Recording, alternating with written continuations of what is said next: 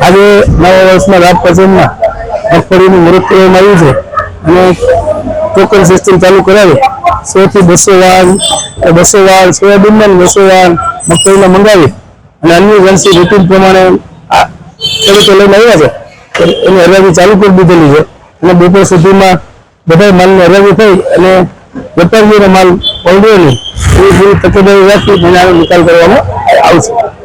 20 થી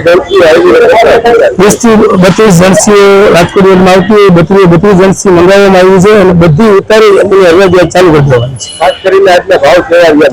1152 રૂપિયા ભાવ આવ્યો છે અને હજી ભાવ જેમ જેમ હરાજી ચાલુ થાય એમ વધારો થાય એવી અપેક્ષા.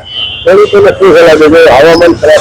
હવામાન વિભાગમાં ખેડૂતોને વિનંતી કરું છું કે માલ સુરક્ષિત રીતે ખળામાં તાલપત્રી ઢાંકી અથવા તો તૈયાર હોય તો વાહન ભરી અને તાલપત્રી ઢાંકી જેમ તમારો વારો આવે એમ યાર્ડે લઈને આવવાની મારી સલાહ છે.